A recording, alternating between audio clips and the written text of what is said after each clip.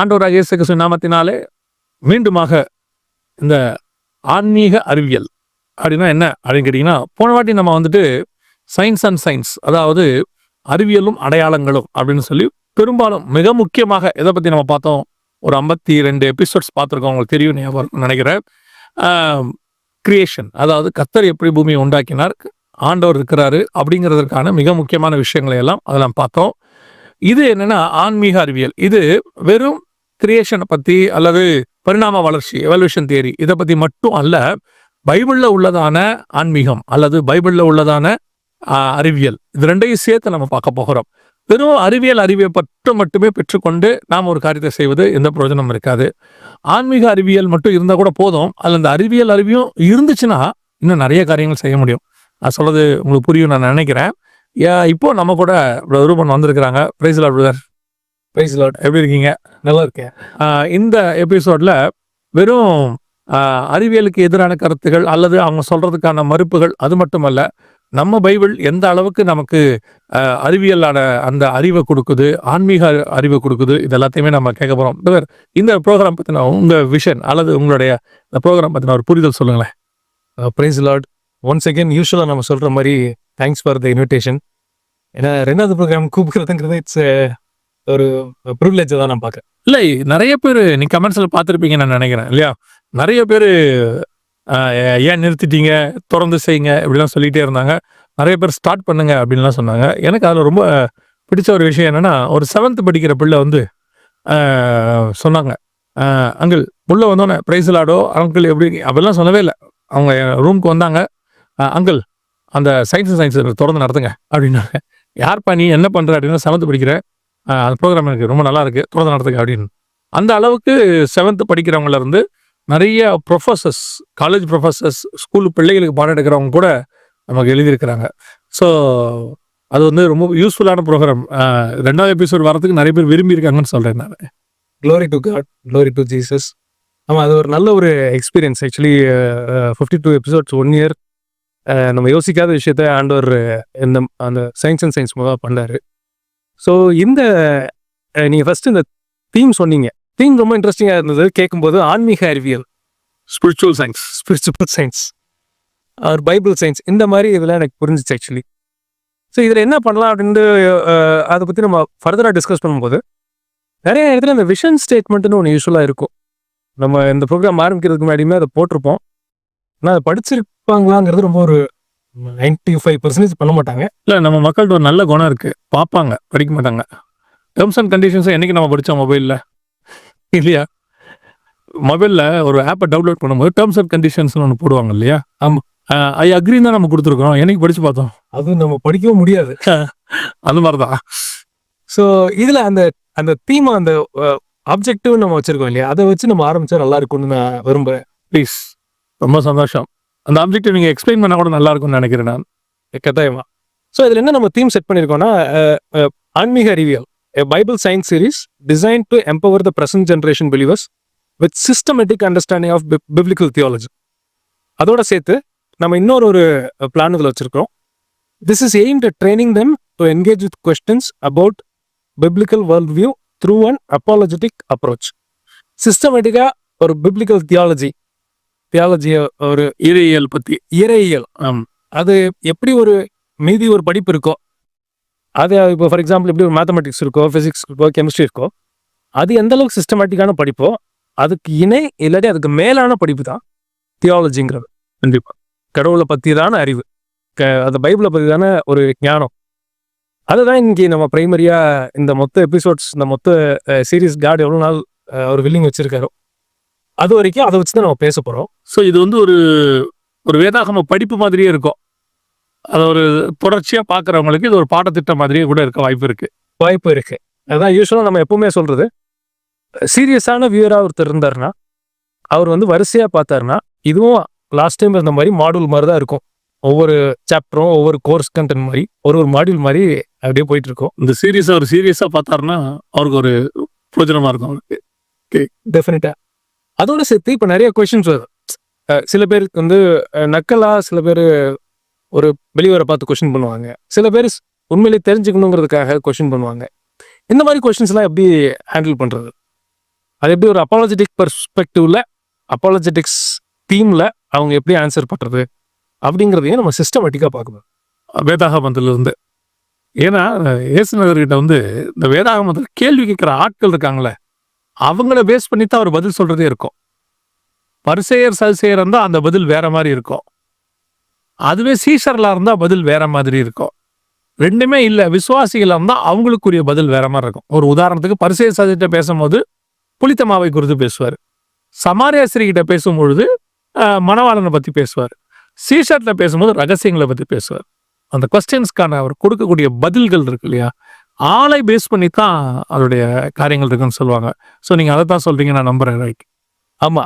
So அதை நம்ம understand பண்ணி இதை ஓரளவுக்கு நல்லா சிஸ்டமேட்டிக்காக பார்க்குறவங்க, சிஸ்டமேட்டிக்காக பைபிளை தெரிஞ்சுக்கணும்னு நினைக்கிறவங்களுக்கு இது நல்ல ஒரு ஹெல்ப்ஃபுல்லான ப்ரோக்ராமாக இருக்குன்றது என்னுடைய விசுவாசம். கர்த்தர் அதை வாய்க்க பண்ணுவாராக. இல்லைன்னா இவ்வளவு தூரம் கொண்டு வந்திருக்க மாட்டாரு. ஒரு வாய்ப்பு கொடுத்துருக்கிறாரு. எல்லா துதிக நமக்கும் ஆண்டவருக்கு. இப்போ நம்ம முதலாவதாக என்ன காரியத்தை கேட்க போறோம் அல்லது என்ன காரியத்தை பார்க்க போறோம்? நம்ம யூஸ்வலாக பைபிள் நம்ம ஆரம்பிக்கிறதுக்கு முன்னாடி ஒரு விஷயத்தை நம்ம ஆரம்பிச்சிருந்தோம். என்னன்னா, பைபிள் வந்து பார்த்தீங்கன்னா ஒரு theoretical book plus a practical book.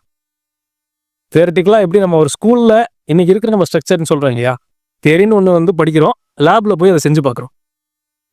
Practical இது ரெண்டுமே பைபிளுடைய அடிப்படை. ஓகே, அடிப்படை சத்தியம் இருக்கும். அதை நம்மளுக்கு உணர்த்தி புரிய வச்சு பண்ணுறதுக்கு, அந்த ப்ராக்டிக்கல் எக்ஸ்பீரியன்ஸ் கொடுக்கறதுக்கு ஹோலி ஸ்பிரிட் ஹெல்ப் பண்ணுவார். ஆதியாகமம் 1ஆம் அதிகாரம் இருக்கு இல்லைங்களா, அது வந்து தியரி அப்படின்னு சொல்லுவாங்க. 2ஆம் அதிகாரம் தான் ப்ராக்டிக்கல். 1ஆம் அதிகாரத்தில் அவர் தியரி எழுதிட்டார், வெளிச்சம் உண்டாக கடவுது, அது அப்படியே ஆயிடுச்சு, எல்லாம் ஆயிடுச்சு. பட் எதுக்குள்ளேயுமே ஜீவன் வரலன்னு இருக்கும். இன்னும் எல்லாம் ப்ராக்டிக்கலாக ஆக்டிவேட் ஆகலைன்னு இருக்கும்.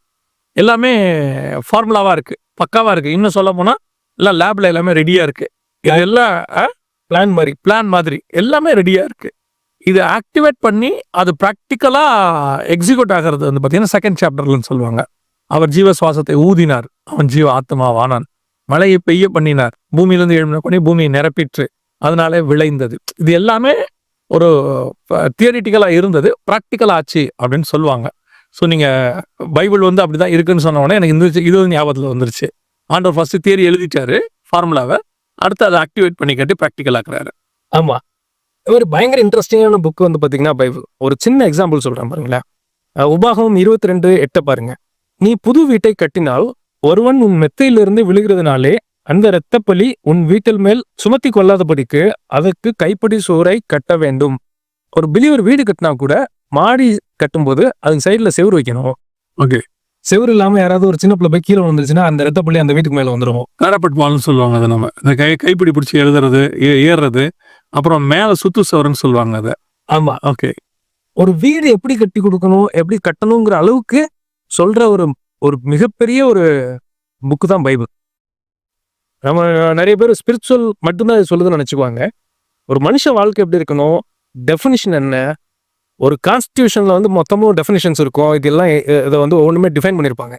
அதோட பல மடங்கு ஒரு அட்வான்ஸ்டா, பல மடங்கு மனுஷனுக்கு தேவையான அத்தனையும் பைபிளில் ஆண்டவர் எழுதி கொடுத்துருக்காரு. எனக்கு இது பார்க்கும்போது ரொம்ப ஆச்சரியமா இருக்கு.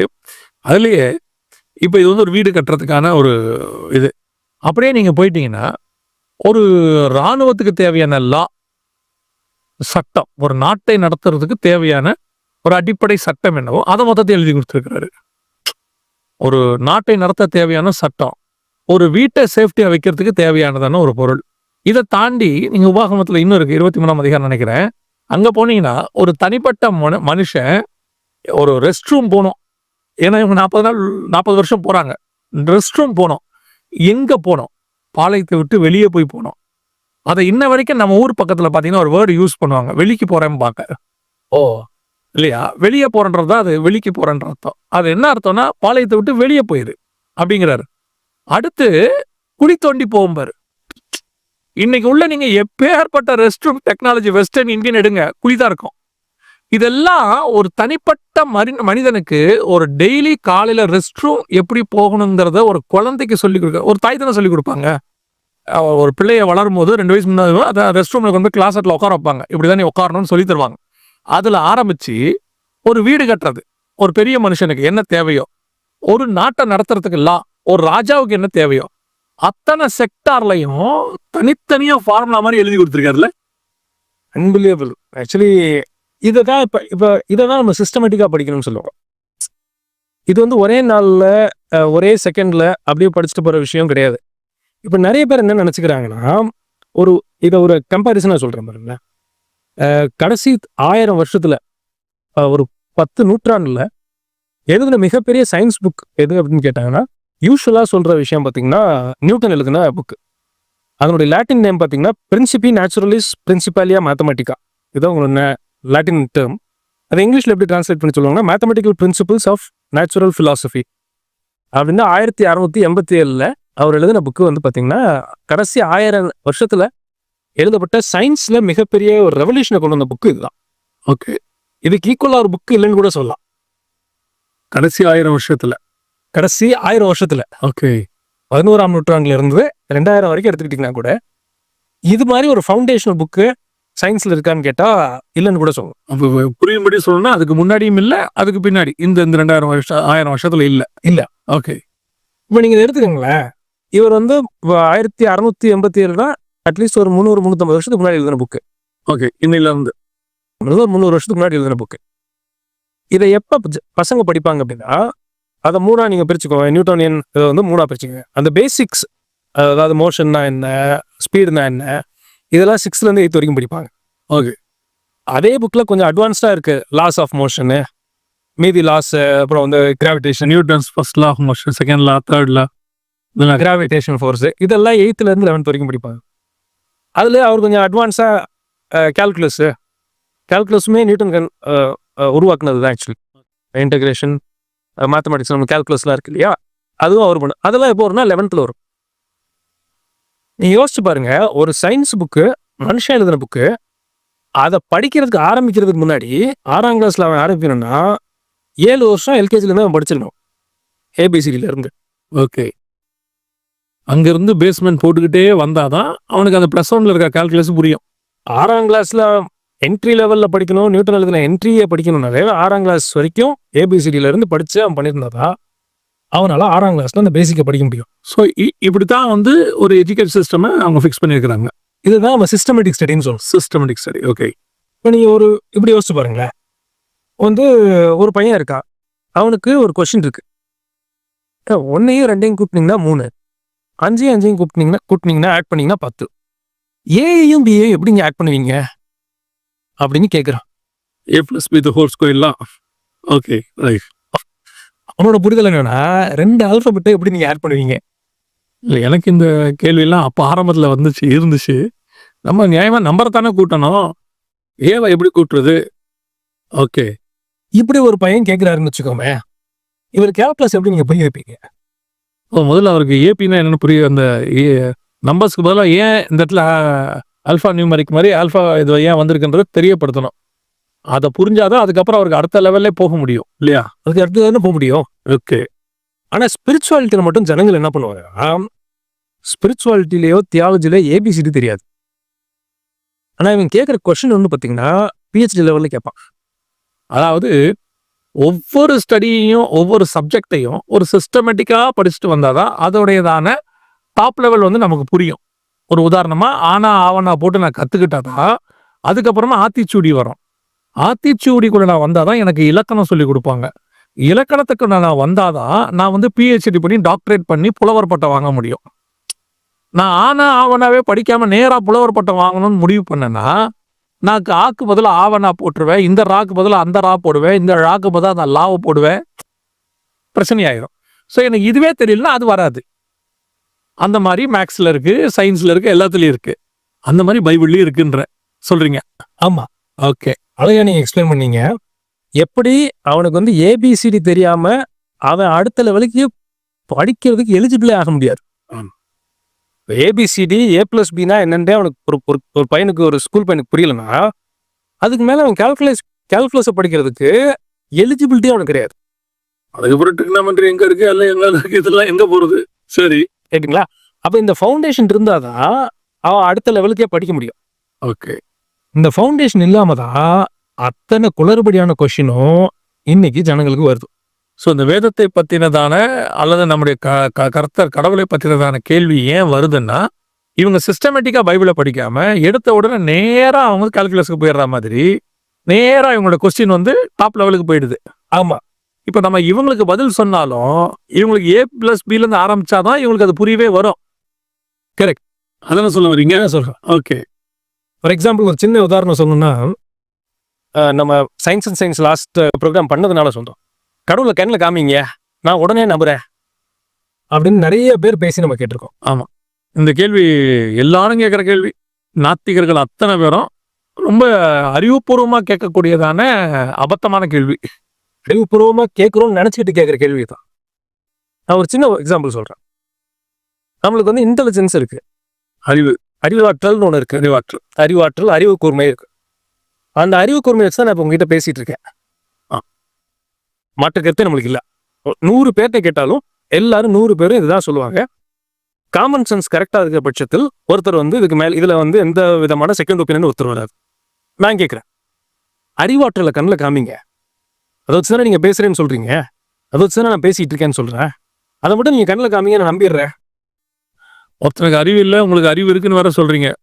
உங்களுக்கு அறிவே இல்லைங்க அப்படின்றீங்க, உங்களுக்கு அறிவு இருக்குன்னு சொல்றீங்க. அப்போ உங்க அறிவை காட்டுங்க. எக்ஸாக்டாக சொல்கிறீங்க. எக்ஸாக்டாக நீங்கள் சொல்கிறீங்க. மூளையை நீங்கள் காமிக்கலாம். அவங்க சொல்லுவாங்க, நான் உடனே அடுத்தது கொஞ்சம் சொல்லுவாங்க, மூளையை நாங்கள் பார்க்குறோம்ல, மூளையை நீங்கள் காமிக்கலாம். அறிவாற்றல, இன்டெலிஜென்ஸை மேபி அவனுக்கு ஒரு எக்ஸாம் கொடுத்து பரீட்சை எழுதி வச்சா உங்களை அந்த அறிவாற்றலை நீங்கள் டெஸ்ட் பண்ணலாம். அறிவாற்றலை கண்ணில் காமிக்க முடியுமான்னு கேட்டால் முடியாது. எனக்கு நீங்க சொன்ன உடனே தோன்றது நான் சொல்றேன். இப்போ மூளையை காமிங்கிறது வந்து ஃப்ளஷ் அண்ட் பிளட். ஆமா இல்லையா? அறிவாற்றலை காட்டுங்கிறது ஒரு ஸ்பிரிட்டுக்கான ஈக்குவலான ஒரு விஷயம். ஸ்பிரிச்சுவலாக அதுதான் கரெக்ட். ஸ்பிரிச்சுவல் அதானே கரெக்ட் இல்லையா? அப்போ கடவுளை கண்ணுல பார்க்கணுங்கிறது ஃப்ளஷ் அண்ட் பிளட். கடவுளுங்கிறது ஸ்பிரிட். கரெக்ட். அந்த ஸ்பிரிட்ல உள்ளவரை நீங்க மூளையை காட்டினா காட்டலாம். ஆனா அறிவாற்றலை எப்படி காட்ட முடியும்? அதை புரிஞ்சுக்க முடியும், உணர முடியும் இல்லையா? ஒரு இடத்துல உங்களுக்குள்ள அந்த அறிவாற்றல் இருக்குங்கிறத எக்ஸ்பிளைன் பண்ண முடியும், நிரூபிக்க முடியும், டெஸ்ட்டும் பண்ண முடியும். அந்த மாதிரி தான் நீங்கள் கடவுளையும் பார்க்கணும் இல்லையா? ஓகே, இப்போ சொல்றீங்க இல்லையா, இதுக்கு பேர் தான் தியாலஜி. ஓகே. இப்போ இந்த பேசிக்ஸ் ஃபவுண்டேஷன் ஒருத்தர் இருந்தா அந்த கொஸ்டினே அவர் கேட்க மாட்டார். இந்த ஃபவுண்டேஷன் இல்லாதனால தான் அந்த மாதிரி ஒரு குதர்க்க மாதிரி ஒரு கொஸ்டினை கேட்டுட்டு கேட்கறது மட்டும் இல்லை, புத்திசாலின்னு வேற நினைச்சுக்கிறாங்க. அதுக்கு பேரு அறிவு, பகுத்தறிவு. அதுக்கு பேரு நான் எப்பவும் சொல்லுவேன், பகுத்தறிவு என்பது கடவுள் இல்லை என்பது பகுத்தறிவு அல்ல. கடவுள் இருக்கிறாரா இல்லையா என்பது பகுத்து அறிவதுதான் பகுத்தறிவு. அழகா சொன்னீங்க நீங்க இல்லையா? நான் ஒரு விஷயத்த பார்க்கலன்றதுனால இல்லைன்னு அர்த்தம் இல்லை. நான் பார்க்காத எத்தனையோ விஷயங்கள் இதே பூமிக்குள்ள இருக்கு. நான் பார்க்கல, அவ்வளவுதான். யாரோ ஒருத்தர் பார்த்துருப்பாங்க, அவங்க உணர்ந்திருப்பாங்க. அதனால அது இல்லைன்னு எனக்கு இல்லைன்னு ஆயிடாது. இல்ல, என்னை பொறுத்த வரைக்கும் தெரியலன்னு வேணா சொல்லிக்கலாம், இல்லைன்னு சொல்ல முடியாது. நிறைய பேர் இன்னைக்கு இவங்க பார்க்காத ஒரு விஷயம்ன்றதுனால இல்லைன்ற முடிவுக்கு வந்துட்டாங்க. எத்தனையோ பேர் பார்த்துருக்காங்க, உணர்ந்திருக்காங்க. நான் பார்க்கல அதனால இல்லை அப்படிங்கிறது எவ்வளவு தூரம் ஏற்றுக்கொள்ள முடியாத ஒரு கருத்தோ அதே மாதிரி தான் கடவுளை பற்றி இவங்களுடைய கூற்றும் இருக்கிறது இல்லையா? அழகா சொன்னீங்க நீங்க. ஸோ இது ஒரு சைடு. இன்னொரு சைடு, இந்த தியாலஜி ஏன் தேவை அப்படின்னு கேட்டீங்கன்னா, ஒரு வசனம் சொல்றேன் பாருங்க. யோவான் 12:26 ஆண்டவர் சொல்றாரு, ஒருவன் எனக்கு ஊழியம் செய்தால் அவனை பிதாவானவர் கனம் பண்ணுவார். இது வசனம். போன ஜெனரேஷன்காரங்க கடவுளே மனுஷனை கனம் பண்ணுவாரா அப்படின்னு தான் இதை புரிஞ்சிருப்பாங்க. இன்னைக்கு இருக்கிறவன் என்ன கேட்பானா, அவர் எதுக்கு என்னைய கனம் பண்ணணும், அது எனக்கு என்ன பிரயோஜனம், கடவுள் கனம் பண்ணி எனக்கு என்ன ஆக போகுது, ஏதோ 10 கோடி ரூபா கொடுத்தா கூட பரவாயில்ல, கனம் பண்றதுல என்ன இருக்கு அப்படிதான் கேட்க போறாங்க. இன்னைக்கு நீங்க சொன்னீங்க இல்லையா, இந்த பணம்னு சொன்னா கரெக்டா இன்னைக்கு புரியும். பணம் சொன்னீங்கன்னா 21ஆம் நூற்றாண்டுல வாழ்ற ஜனங்களுக்கு எது புரியுதோ இல்லையோ இது கரெக்டா புரியும். அவர் யார் என்னை கனம் பண்ண சொன்னா, நான் கேட்கவே இல்லையே அப்படின்னு பேசுவாங்க. ஏன் இப்படி பேசுறதுக்கு தோணுது மனுஷங்களுக்கு அப்படின்னா, அவங்களுக்கு தியாலஜியை பத்தியான பேசிக் அறிவே இல்லை. இங்கதான் சிஸ்டமேட்டிக் தியாலஜிங்கிறது நமக்கு தேவைப்படுது. அந்த அடிப்படை இறையியல் அறிவு இருந்தால் மட்டும்தான் அப்போ கடவுள் ஏன் கனப்படுத்தணும், கடவுளுடைய அதனால கிடைக்கக்கூடிய பலன்கள் என்னங்கிறத பத்தினதான ஒரு அறிவே நமக்கு கிடைக்கும். அந்த மேன்மையே இது தெரிஞ்சாதான் புரியும். ஓகே இல்லையா? நான் நிறைய நேரம் பார்த்துருக்கேன். ஒருத்தர் வந்து எனக்கு தெரிஞ்ச ஒரு ஒரு ஒரு என்னோட ரிலேட்டிவ் ஒரு பையன் ஒருத்தர் இருக்காரு. ட்ரெயினை போய் வேடிக்கை பார்க்கறத பெரிய ஆளுங்க பண்ணி நீங்க பார்த்துருக்கீங்களா? இல்ல. பார்த்துருக்க மாட்டீங்க. அங்க கேஷுவலா போயிட்டு தான் இருக்கும். கேஷுவலா. ஆனா ஒரு குரூப் ஆஃப் பீப்புள் இருக்காங்க. ட்ரெயின் கேச்சர்ஸ் அப்படின்னு உங்க பேர். எப்படி இப்போ வந்து உங்களுக்கு ஸ்டாம்பை சேர்த்து வைக்கிறது ஒரு ஃபேஷனோ ஹாபியோ, அந்த நாட்டுடைய காயின்ஸை சேர்த்து வைப்பாங்க. இந்த பீப்புளுக்கு நீங்க ட்ரெயினை பத்தி கேட்டீங்கன்னா அக்கு வேற ஆணி வேறா சொல்லுவாங்க. அவங்க கிட்ட உட்காந்து 10 நிமிஷம் பேசினாதான் நம்மளுக்கு என்ன, இப்போ ஒரு சாதாரண ஒரு ஆளுக்கு இப்போ எனக்கு பார்த்தீங்கன்னா ட்ரெயின் போகுது, ட்ராக் போட்டிருக்காங்க, அது கரண்ட் போகுது, அதுல இருக்க டெக்னாலஜி எனக்கு எதுவுமே தெரியாது. காசு கொடுக்குறோம் போறோம், அவன் மிஞ்சு மிஞ்சு போனா நம்ம கேட்போம், சும்மாவா கூட்டிட்டு போறாங்க, நீ காசு கொடுத்து தானே கூப்பிட்டு போறான் அப்படின்னு வசமோம். ஆனா இந்த ஃபீல்ட்ல நல்ல பேஷனேட்டா இருக்கவங்கள்ட்ட கேட்டாதான் அதனுடைய மேன்மையே நம்மளுக்கு புரியும். அவ்வளோ டைம் ஸ்பெண்ட் பண்றாங்க அவங்க. இந்த இன்ஜினோட ஹெச்பி என்னன்னு உங்களுக்கு தெரியுமா? இதனுடைய டெக்னாலஜி என்னன்னு தெரியுமா? இதனுடைய ஹார்ஸ் பவர் எவ்வளோன்னு தெரியுமா? எக்கச்சக்கமா பேசுறாங்க அவங்க. அப்ப அதுல அவங்க ஸ்டடி பண்றதுனாலதான் அதனுடைய மேன்மை அவங்களுக்கு தெரியுது. இந்த நம்ம இன்னைக்கு இருக்க ஜனங்களுக்கு ஏன் இந்த மேன்மை தெரியலன்னா, ஏபிசிடியே தெரியாம கால்குலஸை பத்தி யோசிக்கிற விஷயம். மாடர்ன் ஆர்ட்னு சொல்லுவாங்க, நவீன ஓவியங்கள் அப்படிம்பாங்க. 99% மக்களுக்கு புரியாது, இந்த மாடர்ன் ஆர்ட்டே புரியாது. ஆர்ட்ஸ் படித்தவங்களுக்கு அதை பற்றின ஒரு புரிதல் இருக்கும். அந்த ஒரு வரைஞ்சவர் என்ன நோக்கத்தில் வரைஞ்சாருங்கிறதான ஃபீலோடு அதை பார்ப்பாங்க இல்லையா.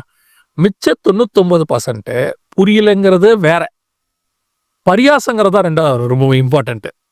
கிறுக்கி வச்சிருக்காங்க. ஏன்பா அதில் என்னப்பா ஒரு கோடு போட்டுருக்கா, அந்த படத்துக்கு போய் 1.5 லட்சங்கிறீங்கம்பாங்க. அப்போ அந்த மாதிரி இறையில பற்றினதான புரிதலும் அது உள்ள இருக்கிறவங்களுக்கு மட்டும்தான் அதோடைய டெப்த்து தெரியுது இல்லையா. கடவுளை பற்றினதான புரிதலும் அதில் உள்ளவங்களுக்கு தான் டெப்த்து தெரியுது. ஆனால் வெளியே இருந்து பார்க்கும்போது எதுக்கு இதெல்லாம் உட்காந்து டைம் ஸ்பெண்ட் பண்ணிக்கிட்டு அப்படிங்கிறதான ஒரு காரியம் தான் அதில் இருக்குன்னு நினைக்கிறேன் நான். ஆமா, அது ஏன் அப்படி அவங்க பேசுறாங்கன்னா அவங்களுக்கு அந்த பேசிக் புரிதல் இல்லையா, இறையில் அறிவு இல்லை, அந்த சிஸ்டமேட்டிக் தியாலஜியும் தெரியல, அவங்களுக்கு அதோட மேன்மையும் தெரியல. அதனால இது என்னங்க என்னமோ பேசிட்டு இருக்கீங்க அப்படின்னு தான் அவங்க பேசுறாங்க. ஆனா நம்ம சொன்ன மாதிரி ஒரு மனுஷன் வாழ்க்கை வீடு கட்டினா செவுரு இருக்கணுங்கிற வரைக்கும், ஏபிசிடில இருந்து ஒரு மனுஷன் மரணம் வரைக்கும் எப்படி இருக்கணுங்கிற ஒரு ஒரு லாவை, சட்டத்தை, விதியை நம்மளுக்கு கொடுத்து வச்சிருக்காரு. இது புரிஞ்சிருச்சுன்னா மரணத்துக்கு அப்புறம் என்ன இருக்குதுங்கிறது அதுல புரிஞ்சிடும். ஆமா, இந்த ஏபிசிடி புரிஞ்சிச்சுன்னா அந்த 8ஆம் கிளாஸ்க்கு மேல என்ன படிக்கணுங்கிறது அவங்களுக்கு புரிஞ்சு. அந்த ஏபிசிடியே தெரியாம இவங்க ஏதோ பெருசா கொஸ்டின் கேட்கறோம்னு நினைச்சிட்டு எனக்கு அவங்க கேட்டாங்கன்னா எப்படி மாதிரி தான் ஏதாவது நிற்பாங்க. ரொம்ப ரொம்ப டீட்டெயிலான எக்ஸ்பிளனேஷன் பிரதர், ரொம்ப சந்தோஷம். இப்போ நம்ம இந்த இறையியல் சம்பந்தப்பட்ட வேற ஏதாவது இதில் கேள்விகள் பார்க்குறோமா? ஆமா, இதில் இன்னொன்று வந்து நிறைய பிலீவர்ஸ், நல்ல பிலீவர்ஸ் இருப்பாங்க. அவங்களுக்கு என்னன்னா அவங்க பிலீவ் பண்றதை சொல்ல தெரியாது. இது மேஜர் ப்ராப்ளம் பிரதர். ஆமா, அவங்களுக்கு இருக்குன்னு தெரியுது, ஆனா அவங்களுக்கு காட்ட தெரியாது இல்லையா. அதாவது ஒரு கொஸ்டின் கேட்பாங்க ஸ்கூல்லையோ, சில பேர் வந்து நீங்க ஆரம்பத்தில் சொன்னீங்க இல்லையா, பரிசேயர்கள் கேட்கும்போது ஆண்டவர் ஒரு விதமா பதில் சொல்றாரு, சீஷர்கள் கேட்கும்போது ஒரு விதமா பதில் சொல்றாரு, ஒரு பாமரன் வந்து கேட்கும்போது ஒரு விதமா பதில் சொல்றாரு. அப்ப இது மாதிரி இப்போ ஒரு பேசிக்கான Christian world view or biblical world வியூவை பத்தி ஒருத்தர் கொஸ்டின் கேட்கும்போது அதுக்கு எப்படி பதில் சொல்றது? நம்ம கமெண்ட்ல கூட ஒருத்தர் போட்டிருந்தது எனக்கு எல்லாம் ஞாபகத்தில் இருக்கு. என்னன்னா, நிறைய நேரத்தில் எங்கிட்ட கேள்வி கேட்பாங்க, நாத்திகர்கள் கேட்பாங்க, அது எப்படி அவங்களுக்கு அதை பதில் சொல்றதுன்னு எங்களுக்கு புரியாது. பட் சயின்ஸ் அண்ட் சயின்ஸ் நிகழ்ச்சியில் நிறைய நீங்கள் கொடுத்த அந்த உதாரணங்கள் நிறையா இருக்கு. அதையெல்லாம் நாங்கள் வச்சுக்கிட்டு இப்போ அவங்ககிட்ட பேசுறதுக்கு எங்களுக்கு யூஸ்ஃபுல்லாக இருக்கு. ஆர்கியூமெண்ட் இல்லை, பட் அவங்க கேட்குற கேள்விக்கு எக்ஸ்பிளனேஷன் கொடுக்கறதுக்கு எங்களுக்கு ரொம்ப யூஸ்ஃபுல்லாக இருக்கு அப்படின்னு சொல்லியிருந்தேன் நான். ஆமாம், ஸோ அந்த ஆஸ்பெக்ட்லேயும் இந்த ஆன்மீக அறிவியல்ங்கிற ப்ரோக்ராம் ஆண்டவருக்கு சுத்தமானா கட்டாயமாக அது ஹெல்ப்ஃபுல்லாக இருக்கும் அப்படின்னு நான் விசுவாசிக்கிறேன். ரொம்ப சந்தோஷம் பிரதர். இந்த முதல் எபிசோட், இன்ட்ரோடக்ஷன் எபிசோட் அப்படின்னு நம்ம இதை வச்சுக்கலாம், அறிமுக ஒரு எபிசோடாக இருக்கு. இதில் இப்போ நம்ம இறையியல், தியாலஜி அல்லது வேதத்தை சிஸ்டமேட்டிக்காக படித்தல் அப்படிங்கிறது என்ன, அதனுடைய பிரயோஜனம் என்ன, அப்படி படிக்காதவங்க என்ன பண்ணிக்கிட்டு இருக்கிறாங்க அப்படிங்கிறத வரைக்கும் பார்த்தோம். இதில் ஒரு கொஸ்டினோட நீங்கள் நிறுத்தி இருக்கீங்கன்னு நான் நினைக்கிறேன் இல்லையா. அதாவது எப்படி பதில் சொல்றது, நிறைய பேருக்கு தெரிஞ்சிருக்கு, அதை எப்படி ப்ரெசென்ட் பண்ணுறது அப்படின்ட்டு. நான் ஒரு கல்யாணத்துக்கு சமீபத்தில் போயிருந்தேன். அந்த கல்யாணத்தில் பிரியாணி இருக்குது, அந்த பிரியாணியை தட்டில் கொடுக்குறாங்க, ஒரு தட்டாக கொண்டு வந்து வைக்கிறாங்க. ஆனால் வைக்கிற ஆளுக்கு அதை எப்படி வைக்கிறதுன்னு தெரியல. நாங்கள் முன்னாடி உட்காந்துருக்கோம், அவர் தட்டை கொண்டுட்டு பின்னாடி போயிட்டு இருக்கிறாரு லாஸ்ட்ல உள்ளவருக்கு. இப்ப என்ன இதுல கொடுமைனா, அவர் அங்க வைக்கிற தப்பு இல்ல, இவர் ஒவ்வொரு வாட்டியும் போகும்போது அத்தனை பேரும் அவர் கையே பார்த்துக்கிட்டு இருக்காங்க. அப்போ அங்க 4 பேர் பரிமாறுறாங்க. அப்போ சொன்னாங்க 2 பேரை அங்க பரிமாற சொல்லுங்க, 2 பேர் இங்க பரிமாற சொல்லுங்க, அப்ப எல்லாருக்கும் கொடுக்கலான்னும் போது, இல்ல நாங்க ஒரு ப்ரொசீஜர் வச்சிருக்கோம், அப்படித்தான் வருவோம் அப்படின்னாரு. அந்த மாதிரி இருக்கு. அதை எப்படி ப்ரெசென்ட் பண்றதுன்னு நிறைய பேருக்கு தெரியாது. கர்த்தருக்கு சித்தமானால் வருகிற நாட்கள்ல இந்த ப்ரோக்ராம் வழியாக இந்த சிஸ்டமேட்டிக் தியாலஜி அல்லது இறையியல் பாடத்தை ஒரு வரைமுறையோட எப்படி படிக்கிறது, முறைப்படி படிக்கிறது எப்படி அப்படிங்கிறத நம்ம பகிர்ந்து கொள்ளலாம். அழகா சொன்னீங்க. ஆண்டவராக இயேசு கிறிஸ்து நாமத்தினாலே இந்த ப்ரோக்ராம் இப்பதான் ஆரம்பிச்சிருக்கிறோம். எங்களுக்காக ஜெபம் பண்ணி கொள்ளுங்க. பிரதர் 2வது செஷன் நம்மோட வர்றதுக்கு ஆண்டவர் அவருக்கு கிருபை தந்தார், நமக்கு ஒரு வாய்ப்பு கொடுத்துருக்கிறாரு. இப்போ நான் இதோட மெயின் பேஸ் இதுதான், இவ்வளவுதான். அதாவது நம்ம வேதாகமத்தினுடையதான இந்த காரியங்களையும் ஆவிக்குரிய காரியங்களையும் ஒரு சிஸ்டமேட்டிக்காக அல்லது ஒரு முறைப்படி நம்ம எப்படி படிக்கணும் அறிவியல் பூர்வமாக. இப்போ இதில் நான் ஒரு விஷயத்த சொல்லிட்டு உங்களுக்கு முடிக்க விரும்புகிறேன். நீங்கள் என்ன எக்ஸ்பெக்ட் பண்ணியிருப்பீங்க நான் நினைக்கிறேன். நான் அப்படி தான் நினைப்பேன். இன்னைக்கு எந்த எவிடன்ஸு சயின்ஸ் ஓரியன்டலாக அவர் சொல்ல போகிறாரு, எந்த சயின்டிஸ்ட்டு என்ன அப்படின்னு நீங்கள் ஒரு எதிர்பார்ப்போட வந்திருப்பீங்க. இந்த எவிடன்ஸ் எல்லாம் எதுக்காக கொடுக்கப்படுகிறது என்றால் இந்த வசனத்துக்காகவும் நம்ம ஆண்டவருக்காகவும் தான், நிரூபிப்பதற்காக அல்ல. எங்ககிட்ட அப்படி ஒரு விஷயங்கள் ஆண்டவருக்காக பேசுறதுக்கு இருக்கின்ற ஒரே ரீசனுக்காக தான். அதனால எவிடன்சஸை விட இந்த எபிசோட்ஸ்ல அதிகமாக நம்ம வேதத்துக்கும் ஆண்டவருக்கும் இம்பார்ட்டன்ஸ் கொடுக்கணும்னு விரும்புறோம். என்ன பிரதர் கேட்டா இல்லையா? அதுதான் நானும் எதிர்பார்க்கிறேன். ஆனால் அதே நேரத்துல அறிவியல் சம்பந்தப்பட்டதான காரியங்களையும் இன்னைக்கு நம்ம நியூட்டன்ஸ் பத்தி பார்த்த மாதிரி அறிவியல் சம்பந்தப்பட்ட காரியங்களையும் பார்க்க போகிறோம். ஜெபிச்சு கொள்ளுங்க. பிரதருடைய சேனல் வாய்ஸ் ஆஃப் பைபிள், அதுலயும் இது அந்த சேனல்லையும் இது வரும், அதையும் போய் பாருங்க. கர்த்தரின் சித்தமானால் வருகை தாமதிக்குமானால் இன்னொரு அடுத்த எபிசோட்ல உங்களை சந்திக்கிறோம். God bless you.